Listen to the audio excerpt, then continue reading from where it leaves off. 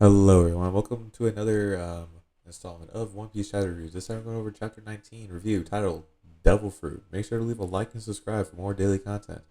And we'll get right into the chapter. So first, it starts off with Luffy coverage of Luffy basically, from what looks like brushing the teeth of a hippo at like a zoo. Pretty goofy. Luffy just like has like no fear at all. He's just opening up this hippo's mouth, which honestly I would not want to clean like a hippo's teeth. I ain't gonna lie. I feel like I would be like, I feel like I'm messing up and get my head like absolutely like chomped. But like, that's not the point. Now on to the main chapter. And speaking of head being off, first off, we have Luffy after he finished kicking Buggy. And Luffy just has like a smile, kind of like a grin. Not like a grin, but more like he's flashing on his teeth, just kind of like like a very mad. As Buggy just kind of like plops to the ground. Luffy turns back to look at his hat, saying, "Damn it, how dare you treat my treasure like that?" And then Buggy's like, "Ugh." And then Luffy's like, "You even spat on it." And he proceeds to grab Buggy and just like wipe the hat on him. And Buggy's like saying like, "Ugh, stop, that's dirty." And then Luffy's like, "It's your own saliva." And then Luffy just kind of grabs Buggy by the cheeks and it's kind of like Shanks being your comrade. And then he's just like, and Luffy's like, "Don't." I forget. It looks like Buggy saying this, but he's saying, "Don't you dare repeat those words again." And then Buggy just kind of says, "Just like, even though I don't know what sort of relationship you have with Shanks, it's my own choice of how I speak of him." And then Luffy just is like stretching Buggy's face as he kind of keeps like stretching out, and Buggy's like, "Take this."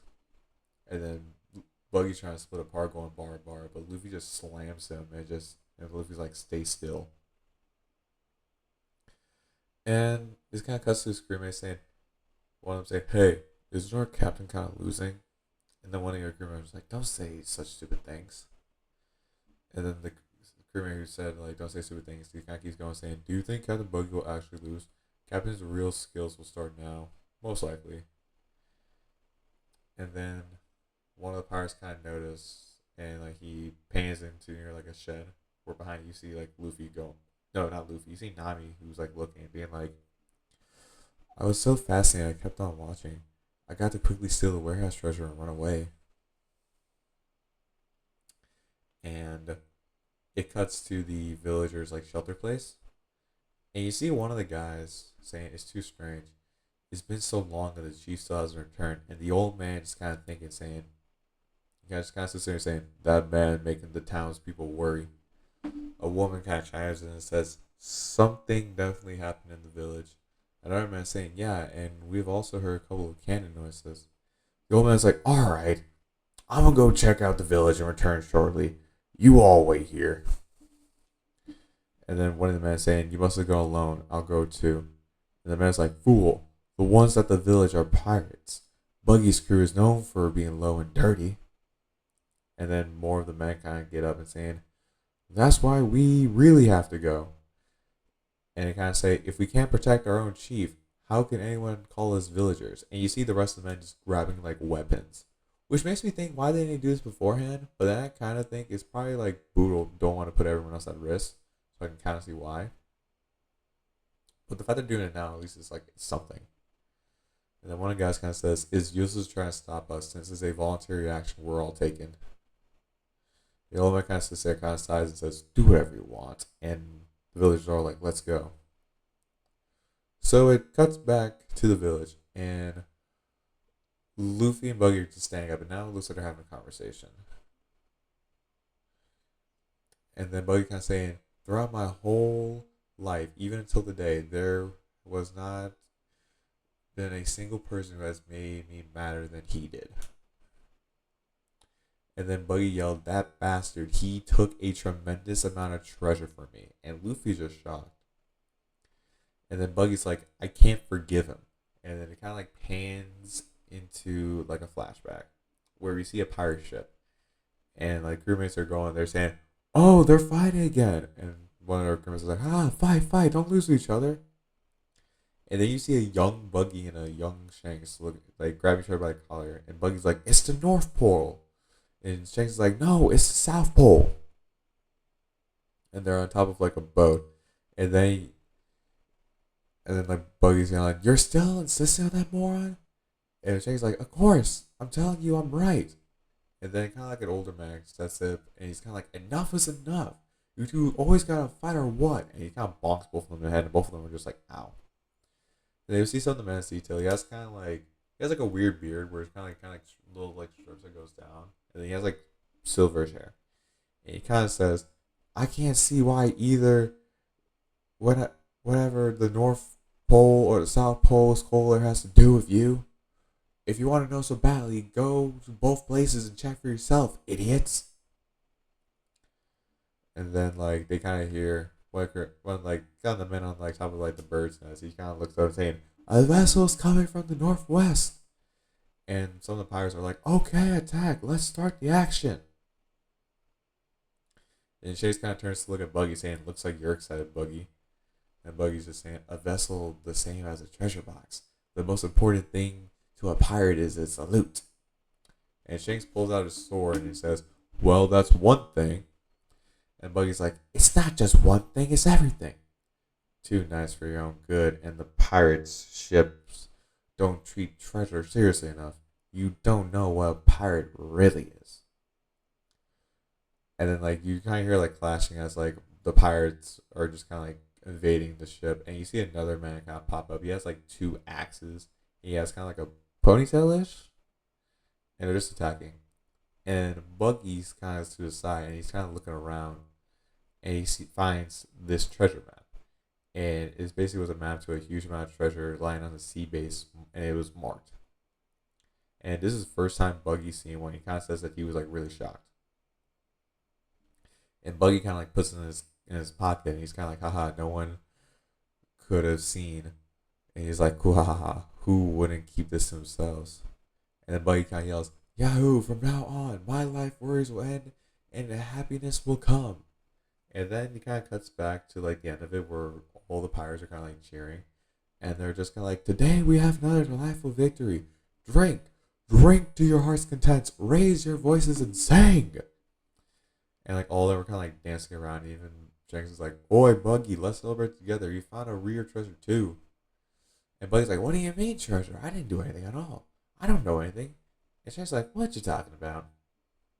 And Buggy kind of and both Shanks and Buggy are kind of sitting on chairs. And Buggy's like, "We too one day will get off this ship." And Shanks is like, "Of course we will." And Shanks kind of says, "If I get to have my own ship, I'm planning to go around and see the world as a pirate, of course." And Buggy kind of says, "Talking absolute nonsense as usual." And Shanks is like, "Oh yeah?" And Buggy kind of says, "I can understand and accept your fighting skills. If it weren't for your crazy way of thinking, I wouldn't mind taking you as my crew member." And Shanks is like, "Your follower? Like I want to be. Because we think so differently, we just need to travel the path that each thinks best. That's what a pirate's life is like."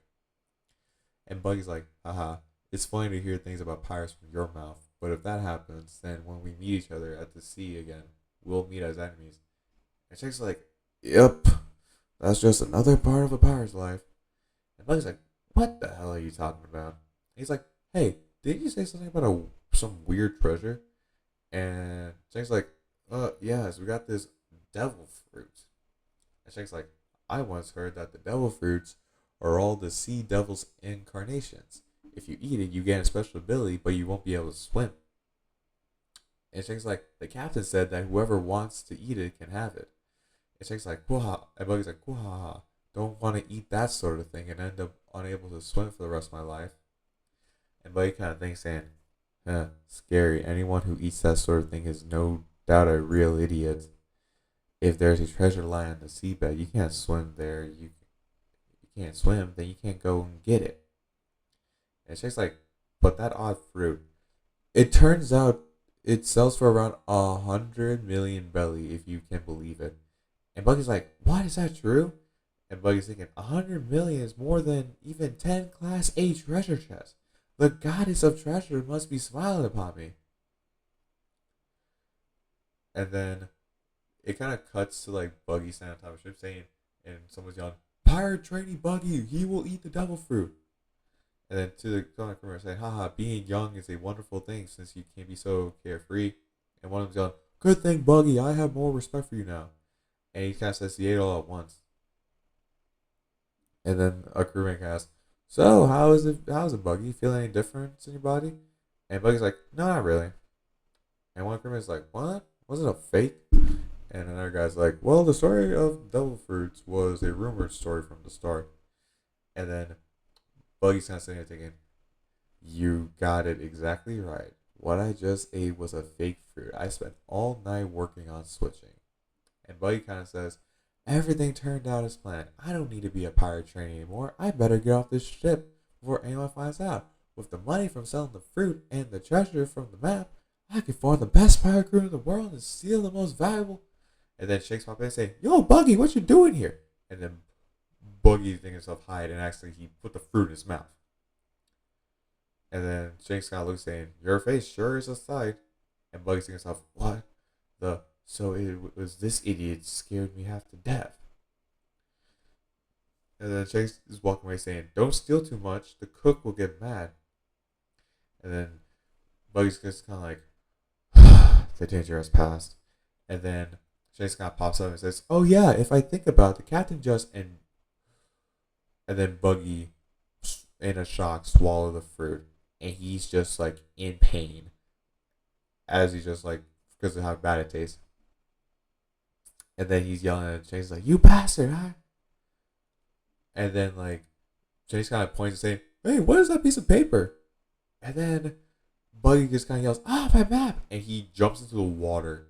And Shane's like, "Hey, Buggy!" And Buggy gets sensitive. He's like, "What the? My body can't move properly." And Buggy yells, he's like, "Help! Someone save me!" And then one of the crewmates on the ship saying, "Hey, man, what you doing swimming? Your specialty." And he's like, what's going on, Shanks?" And he's like, what's that guy doing?" And then Shanks dives in saying, "I'll save you." And then Buggy thinks so. He's like, "Look, Shanks." And then Buggy kind of returns back to normal. He says, "So I ate a hundred, a 100 million belly worth fruit and became unable to swim. I also missed the treasure lying on the seabed." And Buggy's just mad. And he just kind of says, and Luffy just, his only thing he took from it was, "Oh, so Shanks saved your life." And Buggy's like, I'm not talking about that part." He's like, "Because of that idiot, my future life plans were postponed for 10 years. And then Buggy just pops his torso up and he's in the air. And he's saying, "So that's why I promised myself, if I can't get anything under the sea, then I settle for every treasure sure above it with this devil fruit power." And Buggy's now just over everything. And he yells, "Because of that, whoever touches my treasure, whoever that is, I never..." And last scene in the chapter, Luffy kind of turns and is like, "Ah." And Buggy yells, "Leave them alive," as Buggy just begins to like soar down from where he was. And then you see he is spotted Nami, he's hunting her down. So, yeah, that's the chapter. Overall, pretty nice. We get to see like Buggy's like backstory a little bit and kind of understand like why does he has a strong dislike into Shanks. We also get to like learn a bit about like the crew that they once belonged to, and also yeah, you even get to have like a showcase of like more like movement happening. Like the villagers are now gonna come back to the village, and then Nami is also like stole the treasure and she's trying to like sneak away, but with Buggy's ability, he's basically able to like float up and just kind of like soar and attack now. So we get to learn more about Buggy's abilities and more about like other like backstories and like reasonings and motivations. So overall, it was a good chapter. And as I said, make sure to like and subscribe. It really helps me out in terms of like wanting to do this content more. So hopefully you guys enjoy it. And I'll see you all tomorrow. Later, everyone.